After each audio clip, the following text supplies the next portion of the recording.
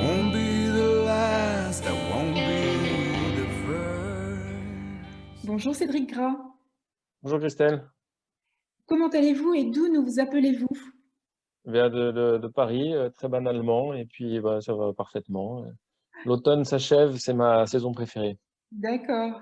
Et en cet automne confiné, comment préservez-vous votre nature nomade? Oui, mais j'ai eu la chance de partir un gros mois en Russie, là, juste avant ce deuxième confinement, donc ça va, Ça va, je tiens. d'accord, très bien. Alors, votre livre Alpiniste de Staline, paru aux éditions Stock, retrace une double biographie, celle de deux frères, les frères Abalakov, Vitali et Evgeny, deux alpinistes d'exception qui sont nés au début du siècle. Pour les présenter, pour en dire quelques mots, je vais citer votre livre. Vous écrivez que les Abalakov sont des héros positifs, comme l'Union soviétique en eut trop peu. À eux deux, ils furent de presque tous les coups, de toutes les premières. Ils racontent l'URSS par le prisme des neiges. Alors, qui sont ces deux frères Abalakov? D'où viennent-ils, à la fois géographiquement et peut-être familialement? Qui sont-ils? Ah, c'est deux petits gars parmi des centaines de milliers d'autres au début du XXe siècle. Ils naissent en Sibérie, dans une ville qui s'appelle Krasnoïarsk, qui n'est pas très connue chez nous, mais elle est au bord d'un fleuve qui lui parlera peut-être plus à ceux qui nous écoutent, qui s'appelle le fleuve Yenisseï. C'est un des plus grands fleuves de Sibérie et du monde d'ailleurs. Et donc là, c'est le plat pays, hein, bien sûr. La Sibérie centrale, c'est le plat pays, pas de montagne, il n'y a rien, mais dans la taïga voisine, il y a des blocs de rochers, un peu comme à Fontainebleau. Et c'est là qu'ils font leurs armes. C'est un site qui commence à être un peu connu dans le coin. Il y a pas mal de jeunes gens qui vont s'essayer à la varap. Des garçons comme des filles, d'ailleurs, parce qu'avec la révolution bolchevique, il y a aussi toute une vague un peu féministe. Ils ne mettaient pas ce mot-là à l'époque sur le phénomène, mais c'était l'idée que les femmes aussi avaient le droit de s'essayer notamment au sport. Et ils font leurs premières armes là-bas. Et ensuite, ils auront la chance d'aller au Caucase. À partir du moment où ils iront faire leurs études à Moscou, ils pourront plus facilement s'engager vers le sud de la Russie. Et ce sera le coup de foudre avec les montagnes, la haute altitude, la glace, etc., etc. Et cetera. Et ils vont très vite révéler des aptitudes assez étonnantes et insoupçonnées. Alors, qui sont plus précisément ces deux frères au caractère assez différent? Evgeny, non, pardon, Vitali, l'aîné, et Evgeny, ils sont nés à un an d'écart. On n'a pas parlé d'ailleurs de la famille dont ils viennent, mais après, j'aimerais vous entendre aussi sur leur caractère. Ils sont très, très différents, très proches, mais très différents. Oui, alors en fait, ils étaient trois frères. Moi, j'ai jamais pu C'est une retrouver révélation dans votre livre, aucune effectivement. information sur l'aîné, c'était le plus âgé. Donc Vitaly était le second, Yevgeny le dernier. Et les trois frères, l'aîné a sans doute participé à leurs premières escalades et quelques petites aventures, je ne sais pas, mais il s'est éloigné. Et c'est Yevgeny et Vitaly, les deux plus jeunes, effectivement, qui partageaient un amour commun pour de grandes expéditions dans la taïga, pour ces blocs sur lesquels ils faisaient de la varap. Et finalement, leur destin se scelle. Ils sont ensemble avant, plus tard, de s'éloigner l'un de l'autre. Alors, ils n'ont pas du tout les mêmes caractères. Effectivement, il y en a un, Vitaly, qui est seulement âgé d'un an, plus âgé d'une année que son petit frère. Et il est, lui, assez rigoureux. Il est assez inventif. Il va devenir ingénieur. Et le petit Yevgeny, lui, j'ai retrouvé aux archives de Krasnoïarsk des dessins qu'il faisait dans son école à 13-14 ans qui sont assez incroyable. En tout cas, moi, je ne faisais pas des dessins comme ça à son âge. Et donc, il a une âme d'artiste. Et puis, plus tard, en grandissant, il va s'avérer qu'il était aussi extrêmement charismatique. Et ça va jouer un rôle important, évidemment, parce que quand on est exposé au grand public et qu'on a cet avantage-là, eh bien, il va éclipser un peu son frère. Alors, comment leur passion commune pour l'alpinisme, comment cette passion rencontre-t-elle peut-être les intérêts du pouvoir, mais comment s'inscrit-elle dans l'URSS, dans la jeune URSS de l'époque, euh, et quel enjeu cette passion peut-elle prendre? À l'époque, l'alpinisme est totalement balbutiant en URSS. Eux, ils vont vraiment faire partie des premiers grimpeurs. Euh, L'URSS, l'alpinisme, elle s'en fiche un peu, hein. C'est quelques bolcheviks en fait qui ramènent cet amour de l'ascension, de la montagne, et ils le ramènent de chez nous, des Alpes. En fait, c'était des gens qui étaient proches de Lénine et qui étaient exilés en Suisse. Et en Suisse, ils s'ennuyaient, hein, tous, hein. Ils attendaient le grand soir. Lénine n'avait même pas prévu que ça se passerait de son vivant, hein. Il pensait que ça serait pour après sa mort. Donc, pour tuer le temps, il y en a qui avaient effectivement pris cette habitude de grimper, ça leur plaisait, et ils ont ramené ça en URSS. Alors, dans le contexte idéologique marxiste, faire de l'alpinisme pour simplement monter des montagnes gratuitement, comme un loisir, c'était pas possible, ça. Donc, C'était il a bourgeois. fallu... hein? C'était bourgeois. Bah, c'était considéré comme bourgeois parce que c'était finalement pour ceux qui avaient rien d'autre à faire, qui n'avaient pas besoin de travailler. Or, il fallait à l'époque que tout le monde participe à ce qu'on appelait la construction du socialisme, du communisme. Et donc, on a assigné des tâches à l'alpinisme. C'était la seule solution pour que ce soit acceptable. Donc, les premières ascensions, ça a été, elles avaient pour raison d'être la science. Il fallait monter à 7000 mètres des stations météorologiques, puisque là-bas, à cette altitude-là, on pouvait étudier des couches de l'atmosphère plus importantes que celles qui est au niveau du sol. Ils ont participé au tracé des routes de montagne, ils ont participé à des expéditions de prospection de minerais, etc., etc. Et puis, effectivement, à un moment, quand même, le fait d'aller planter un drapeau à 7500 mètres, de nommer une montagne la plus haute d'entre toutes, pic Lénine ou pic Staline, ça a plu forcément un peu au pouvoir.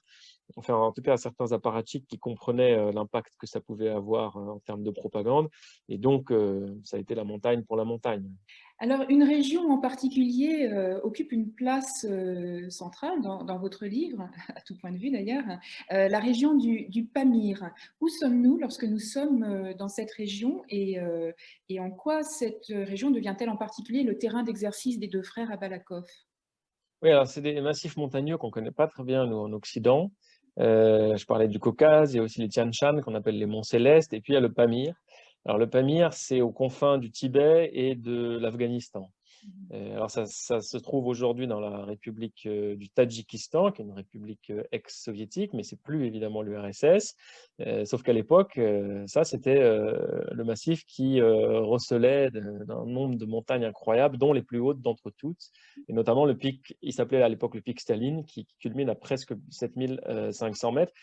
Et c'était une région extrêmement peu explorée, très mal cartographiée, vierge en grande partie.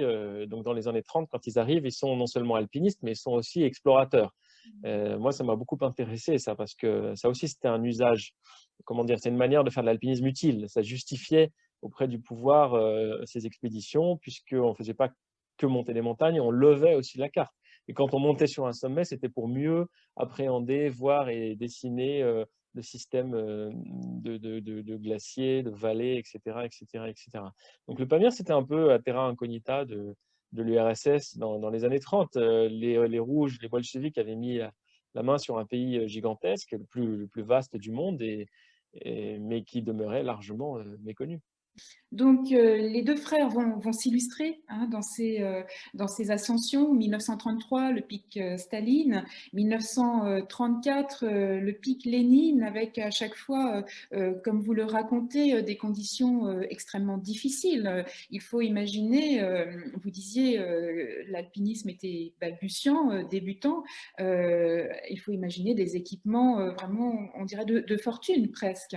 Oui, ah bah, c'était aussi le cas des Occidentaux, des nazis notamment, qui allaient en Himalaya, au Nanga Parbat à la même époque. Alors, ils étaient peut-être mieux équipés, cela dit. En Occident, il y avait quand même un matériel qui était déjà plus avancé.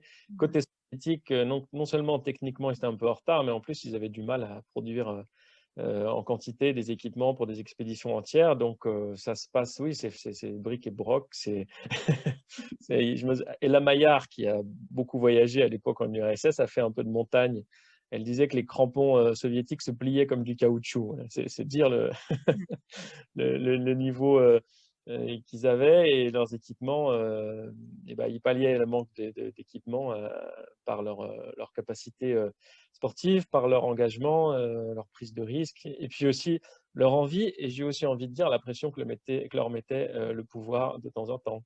Oui, oui, quand même, hein. Il faut citer par exemple un personnage comme Nikolaï Gorbounov, à la fois bolchevique notoire, écrivez-vous, personnage assez sinistre, hein, si l'on compte le nombre de personnes qu'il a pu envoyer en camp, en prison, etc. Mais alpiniste chevronné, je ne sais pas, mais en tout cas passionné lui aussi. Moi, j'étais très étonné de trouver son nom pendant cette enquête parce qu'il n'est pas du tout connu pour l'alpinisme. Ça a été le secrétaire personnel de Lénine pendant la Révolution.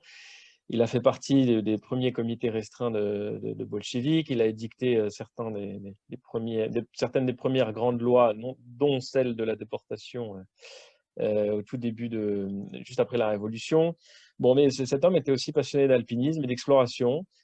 C'était un passionné de sciences, en fait. C'est un des fondateurs de l'Académie des sciences en URSS, qui existe encore aujourd'hui, en Russie. Donc, c'est un homme très, très ambivalent dans la mémoire russe aujourd'hui, parce qu'il a fait beaucoup de choses, et puis il a participé à une révolution contre une dictature qui était la dictature tsariste. Alors, il l'a fait parce que le principe des bolcheviks, c'était que ça ne pouvait accoucher que dans la violence et qu'il fallait une dictature du prolétariat. Enfin, tout ça est très, très compliqué. Alors, moi, j'étais intéressé de le voir commanditer pratiquement et diriger l'expédition au pic Staline en 1933. C'est assez incroyable.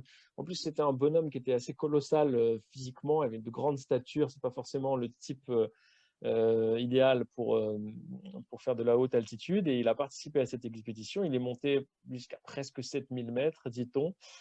C'est Yevgeny Abalakov qui ira au sommet tout seul finalement, mais enfin c'est un bonhomme d'envergure qui est là et qui effectivement est dans les arcanes du pouvoir et qui non seulement impose un peu à Yevgeny Abalakov de monter coûte que coûte au sommet pour la propagande, mais on est en 1933 déjà. Gorbounov, c'était un proche de Lénine. Lénine est mort, Staline a pris le pouvoir. Il n'aime pas trop la vieille garde bolchevique. Je pense que Gorbounov, à l'époque, sentait déjà qu'il était sur la sellette. Il devait voir le vent tourner. Et il se disait qu'en réussissant cette expédition au pic Staline, il obtiendrait au moins comment dire, un statut qui ferait qu'il ne serait pas ensuite concerné par d'éventuelles purges, etc., etc. Ce qui ne sera pas le cas. En fait, il va être arrêté et fusillé, comme d'ailleurs d'autres membres de l'expédition. Et c'est tout l'intérêt pour moi de ce sujet. C'est pour ça que je me suis lancé dans l'écriture de ce livre. C'est parce que de voir ces hommes qui jouissaient d'une liberté assez incroyable au cœur du Pamir, sur des terres vierges, inconnues, et qui ensuite, pour beaucoup, ont été en geôle, fusillés, déportés au goulag. Il y a un contraste qui me fascinait. C'est comme ça que j'ai commencé l'écriture de ce bouquin. Il y a ces pages où ceux qui sont emprisonnés, torturés, exilés ne peuvent que se souvenir avec un contraste amer, douloureux, de la liberté folle qu'ils ont pu éprouver en haut des sommets. Alors avant d'aborder cette page sombre des purges, puisque les deux frères vont y être confrontés, il y a un épisode marquant qui est celui du Khan Tengri en 1936 et qui va en quelque sorte briser la complicité jusque-là très forte entre ces deux frères. Ils partageaient cet amour de la montagne. Il l'a partagé d'ailleurs pour Vitali, il l'a partagé aussi avec sa femme qui l'accompagnait, Valentina. Mais voilà, un épisode particulier, presque annonciateur d'une période beaucoup plus sombre à traverser, va donc survenir en 1936. Que s'est-il passé, Cédric Gras, sur les pentes du Khan Tengri? Ah bah, une grosse tempête, une expédition peu nombreuse, en style alpin, comme on dit aujourd'hui, un peu fragile, quoi. Ils voulaient aller vite, les frères Abalakov, ils avaient un côté précurseur. Ils savaient que c'était comme ça qu'on pourrait faire des ascensions un peu plus modernes, sauf qu'ils sont très mal équipés, ils sont très en retard. Ils arrivent au début du mois de septembre, et dans ces régions-là, c'est déjà le seuil de l'hiver. Donc ça se passe mal. Enfin, ils vont au sommet quand même, mais ça se passe mal. Il y en a deux qui vont perdre une trentaine de phalanges à eux deux, si c'est pas plus. Je me souviens plus du nombre exact. Il y en a un qui a un grave accident, qui s'en sort complètement amoché. Et puis il y a un Suisse qui s'appelait Lorenz Saladin, qui lui va mourir pendant cette expédition. Et alors un Suisse en 1936 au fin fond de l'URSS, c'est assez extraordinaire. Donc c'était un communiste. Alors, il n'y en avait pas beaucoup en Suisse. Je ne sais pas s'il y en a encore beaucoup aujourd'hui. Enfin, il y en a eu quelques-uns. Et là, il y avait ce gars, Lorenz Saladin, qui était un militant socialiste international, comme il y en avait à l'époque à travers toute l'Europe, et qui rejoignait l'URSS régulièrement, et qui avait aussi comment dire, qui était favorablement accueilli là-bas. On lui donnait des papiers, quoi. C'était extraordinaire. Il avait un petit appareil photo de Leica, et grâce à lui, on a des images. C'est pratiquement les seules photographies qu'on a des frères à Balakov, parce qu'elles ont été conservées ensuite à l'Alpine Museum de Berne, très bien conservées, et ces photos sont très belles. Il avait un œil, ce Lorenz Saladin. Et alors, il y a autre chose qui se passe avec lui, c'est que pendant les purges staliniennes qui commencent l'année suivante, c'est-à-dire en 1937, il va être en fait brossé par les commissaires qui accusent tous les alpinistes, et y compris les frères Balakov. Il va être brossé comme un espion nazi, ce qu'il n'était pas du tout. Mais ça va être une des accusations mensongères du pouvoir face aux alpinistes soviétiques, et on leur reprochera d'avoir grimpé et d'avoir introduit aussi un espion nazi dans les zones frontalières avec la Chine, avec la République. C'est pas encore la République populaire de Chine, je dis des bêtises, mais enfin dans une zone frontalière. Voilà. Et donc ce Lorenz Saladin est au cœur des accusations, pratiquement au cœur du procès à Balakov en 1938-39. Donc c'est un personnage étonnant, qui vient de Suisse et qui vient s'immiscer comme ça dans le destin de ces alpinistes soviétiques. Qui apportait une ouverture aussi, hein, car Evgeny, pour sa part, n'est jamais sorti du territoire.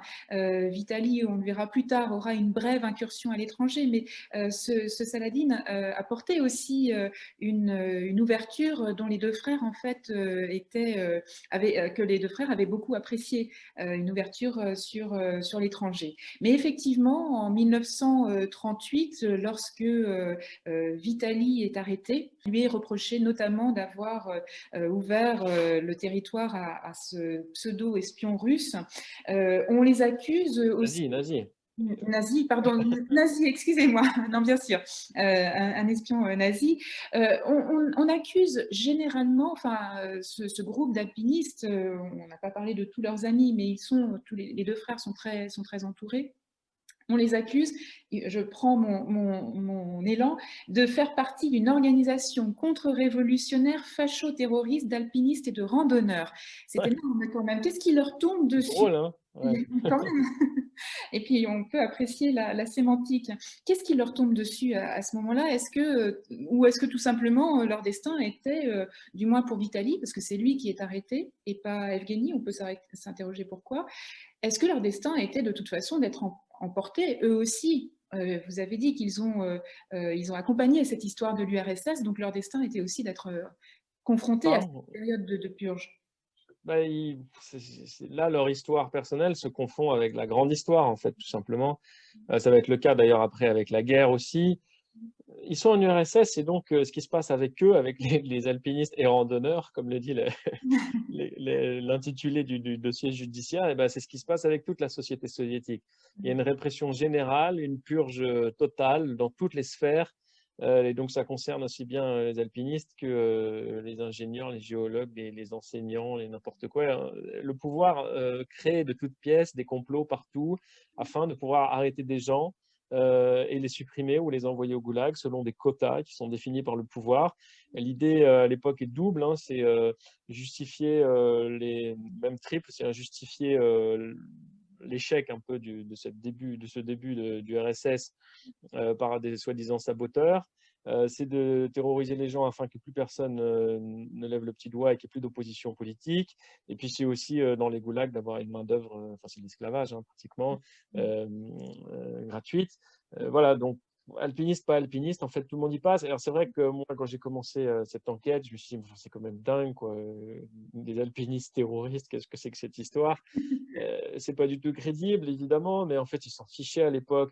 Alors ils voulaient quand même faire illusion en donnant à leurs arrestations des allures de procès. Évidemment que l'accusé n'avait aucune chance de s'en sortir. Donc voilà, c'est les purges. Il ne faut pas trop chercher à comprendre, quoi. Il n'y a pas de logique. Et c'est vrai que c'est tout à fait marquant dans votre livre de voir après cette peut-être ivresse, je ne sais pas, enfin, vous faites très bien partager ces moments sublimes sur les montagnes sans en cacher bien sûr la difficulté, hein. Ils sont souvent vraiment dans des conditions absolument terribles. Et puis en contre-coup, c'est cette période, parce que Vitali va quand même passer 2 ans, je crois, emprisonné. 2 ans où il échappe à la déportation, mais pas à la torture, par au questionnement absurde, incessant, où sa femme ne sait pas ce qu'il advient de lui, doit le réprouver pour sauvegarder à la fois sa propre vie et celle de leur enfant, puisqu'ils ont déjà un petit garçon à cette époque. Donc voilà, il y a vraiment cette période extrêmement douloureuse, tragique, et qui le voit en plus s'opposer à à des compagnons d'alpinisme qui à se dénoncer mutuellement aussi. Il y a ces confrontations absolument affreuses où chacun, du fond de cette geôle sombre, a en lui toutes les images sublimes des paysages qu'ils ont partagés auparavant. Moi, j'ai pas, hélas, de témoignages, notamment de Vitali, sur ses années en prison, du carnet qu'il aurait pu tenir, d'un texte qu'il aurait pu laisser à la postérité. Donc là, c'est les rares moments où je me suis permis, et d'ailleurs je le mets toujours au conditionnel dans le livre, un peu de m'imaginer ce que ça pouvait être pour lui de croupir dans les geôles staliniennes, alors qu'il avait été premier homme au pic Lénine, qu'il avait conquis les 7000 mètres du Khan Tengri, qu'il avait fait d'autres traversée extraordinaire au Caucase, voilà. Mais il a tenu 2 ans en prison. Vitali va s'en sortir par un peu un miracle, comme l'écrivain Alexandre Solzhenitsyn, dans son livre que tout le monde connaît, L'archipel du Goulag, a écrit que ceux qui sortaient à l'époque, qui ressortaient des prisons, c'était comme un kopek qu'on rendait sur un rouble. C'est comme si on voit un centime sur un euro, quoi. Mm. Et donc, c'est-à-dire extrêmement rare.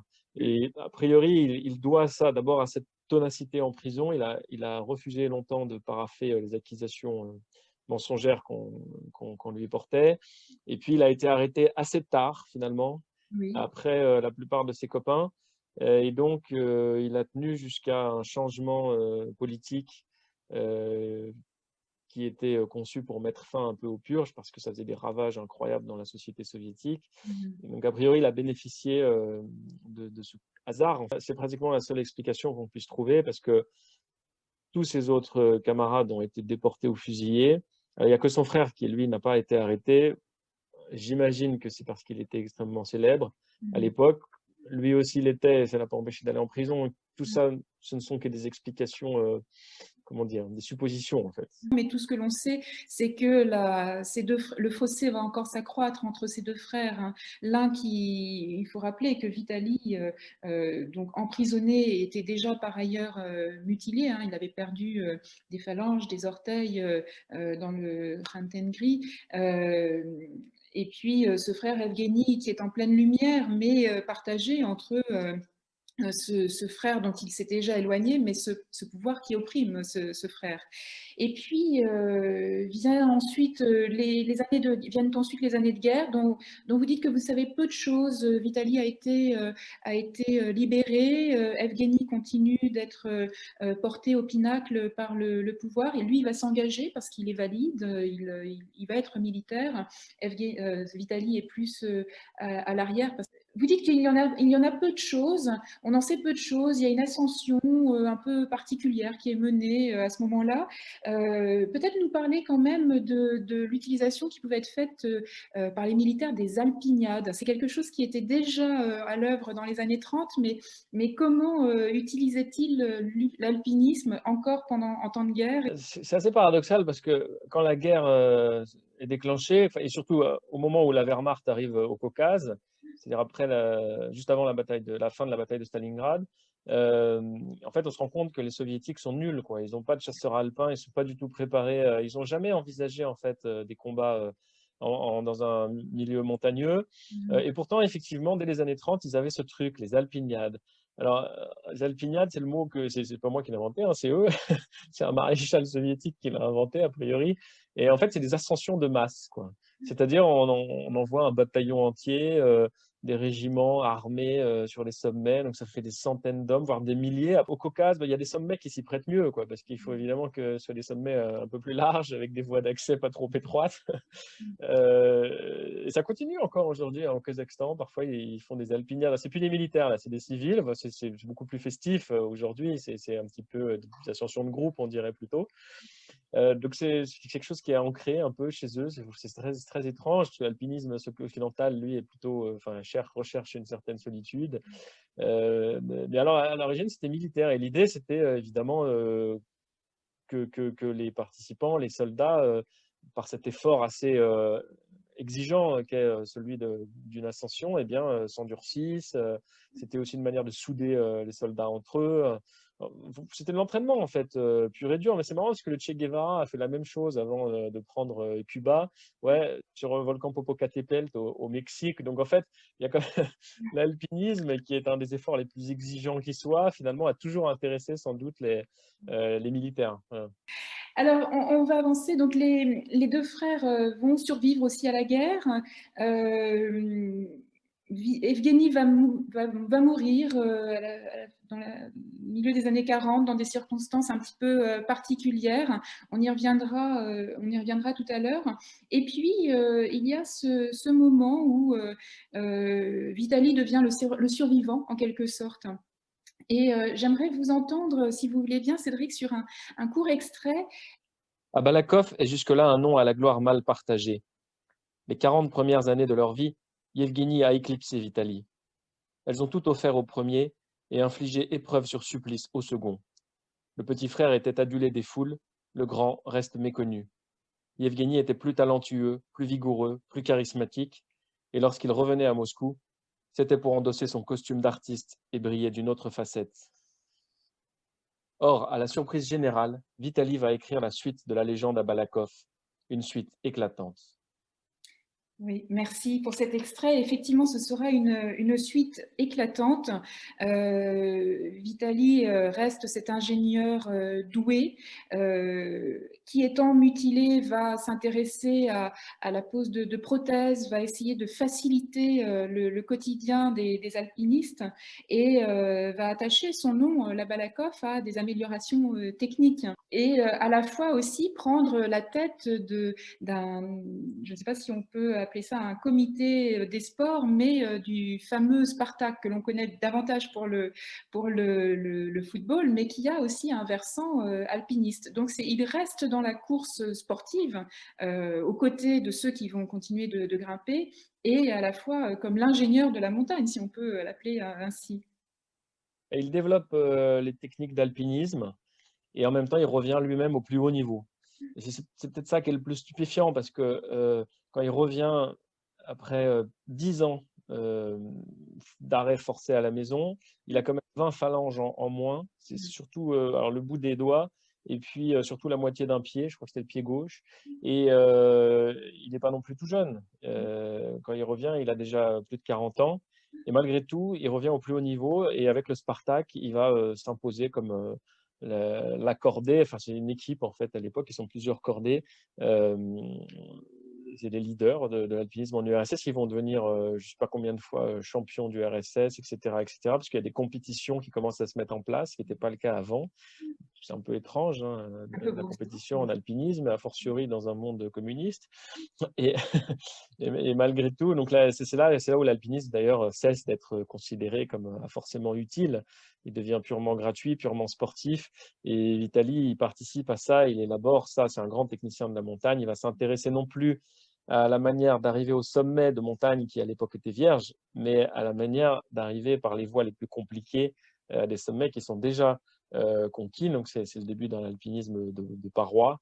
Et avec son équipe, il remporte tout cela. Et c'est eux qui vont aussi, et il est très important, Vitaly, c'est eux aussi qui vont former la génération de grands grimpeurs des années 70-80. Et en 1982, les soviétiques iront à l'Everest, ce que Vitaly n'a pas pu faire. Il a failli le faire avec les maoïstes, mais enfin, c'est ce que je raconte l'histoire dans le livre. Ça avorte au dernier moment. Il y aura des épisodes glorieux encore donc pour Vitaly, il y aura des épisodes tragiques, notamment une ascension que vous relatez de 8 femmes alpinistes à la fin des années 70, qui est un épisode absolument épouvantable. On ne va pas tous les raconter, mais ce qui est intéressant aussi, c'est vraiment ce que vous venez de lire sur cette mémoire partagée entre les deux frères. Donc ce frère enfin l'aîné, on sait qu'il y en avait un troisième, mais ce frère aîné qui malgré rééquilibre en quelque sorte la légende. Et pour en prendre la mesure, j'aimerais que vous nous racontiez un épisode très particulier puisque vous avez pu rencontrer Alexei Abalakov, le fils d'Evgeny. Donc son père est mort dans les années 40, dans des circonstances que cette famille n'a jamais acceptées comme étant naturelles. Et quel est l'homme que vous rencontrez? Quel est cet homme qui vit presque gelé, pétrifié dans le souvenir de son père? Moi, j'avais hésité à aller le voir parce qu'il avait écrit un livre sur son père. Bon, il a auto-publié ça en Russie et en Russie, les Abalakov sont oubliés. Je ne sais pas s'il y a grand monde qui a lu ce bouquin, mais moi, forcément, je l'avais trouvé. Et c'était catastrophique, c'était extrêmement complotiste. Et en fait, c'était ça qui était intéressant chez lui. C'est-à-dire que j'ai été très heureux d'aller le trouver parce que ce qui était intéressant, c'est justement pourquoi il avait autant de soupçons, de théories absolument bancales et invraisemblables sur la mort de son père. C'est un homme qui a vécu en URSS. Nous, on parle beaucoup de complotisme aujourd'hui, mais enfin, on vit quand même dans une démocratie. On a moins de raisons d'échafauder des théories bancales que eux n'en avaient à l'époque. Quand vous vivez en URSS, vous savez pertinemment que le KGB, le pouvoir, est capable de tous les coups. Il est assez naturel, finalement, qu'on pense à des choses un peu qui nous paraissent absurdes rétrospectivement. Mais alors, donc lui, il était convaincu que son père avait été assassiné, en fait. Et bon, moi, j'ai fouillé aux archives, j'ai trouvé les rapports de police. Je ne dis pas qu'il faut croire à la lettre les rapports de police, mais en revanche, je n'ai trouvé aucune preuve du contraire, enfin, du fait qu'il aurait été assassiné. Alors, lui, Alexei, il en est absolument convaincu.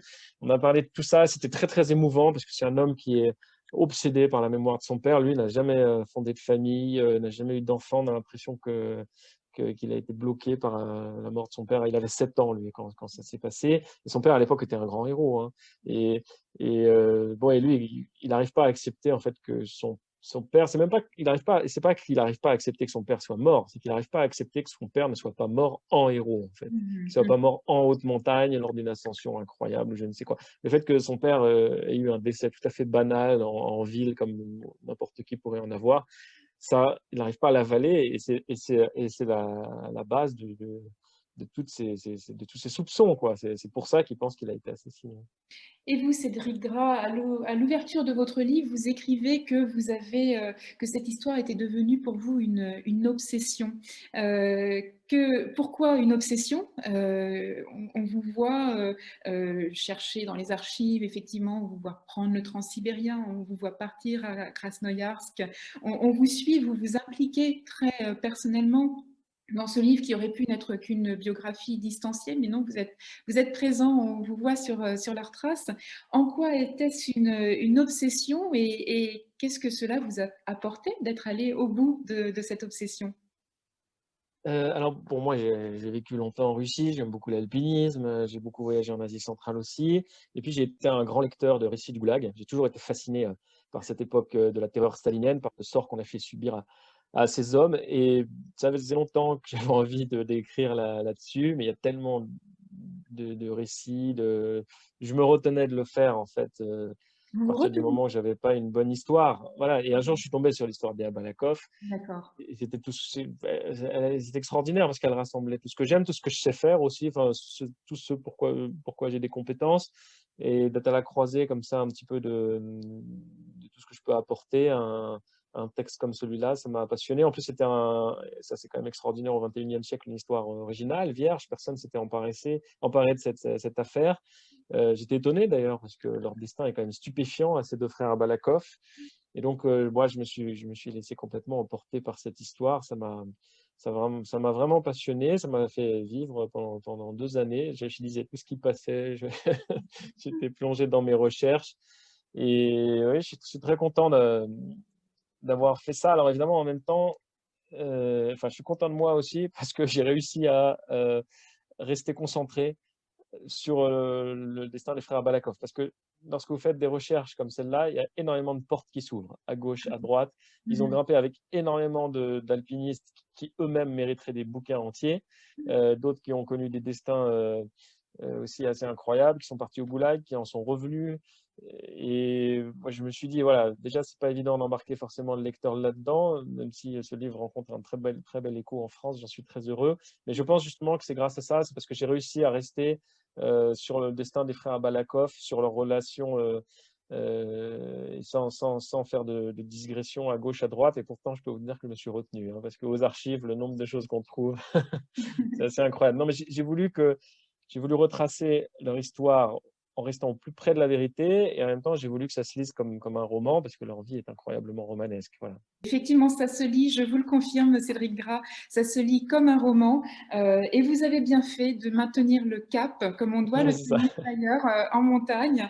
Et c'est ce qui signe la réussite et vraiment oui, la qualité de votre livre qui nous emmène vraiment aussi bien sur les sommets des pics Staline ou Lénine que dans les pages les plus sombres de l'histoire de l'URSS. Merci beaucoup, Cédric Gras. Merci beaucoup, Christelle.